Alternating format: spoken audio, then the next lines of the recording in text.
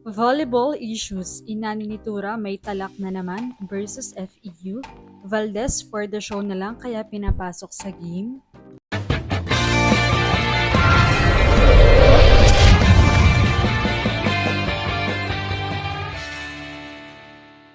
What's up, Volleyball Nation? Welcome back to my YouTube channel. Narito ako para magbigay sa inyo ng updates tungkol sa mundo ng volleyball.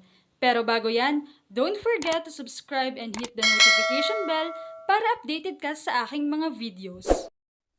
Umalingaw-ngaw na naman ang issue patungkol kay Shaina Nitura at FEU Lady Tamaraws matapos ngang pataobi ng FEU ang Adamson sa kanilang first round match-up. Matapos nga ang game ay agad na nag-post ang isang page na may pangalan na FEU Advocate, kung saan may caption itong Shy na Nitura. Bagay naman na naging negatibo ang dating para sa ibang fans. Ayon nga sa mga komento, we respect sports reporting but we hope captions avoid wording that may perceive as targeting individual student athletes. FEU Advocate, ayusin ng caption, buti pa ang Ateneo naka-isang set sa DLSU. Nanalo ang UP sa MU. Be humble. Kaya hindi umaabot ng finals eh.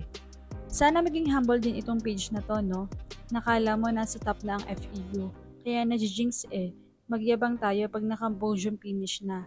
At least ang FEU. Diyos ko, FEU Advocate, ayusin naman ang caption.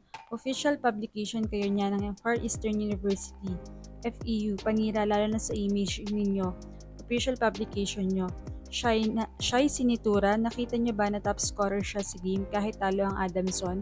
Kung Shy Sinitura, gaano pa ka-shy ang top scorers ninyo? Pinahiya niyo ang sarili niyong scorers. Talagang nakakalungkot. Makakita ng mga caption na ganito, lalo na mula sa isang pahinang tinatawag ang sarili bilang FEU Advocate.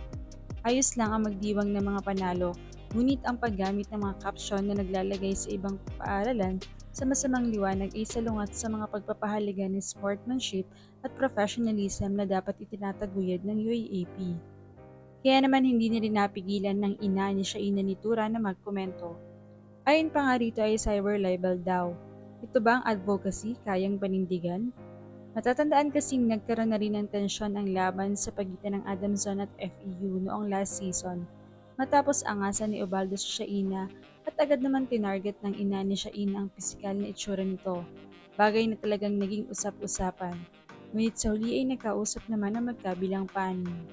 Samantala ay kapansin-pansin naman ang pagbangko raw palagi kay Eliza Valdez dahil talagang hindi na ito giving.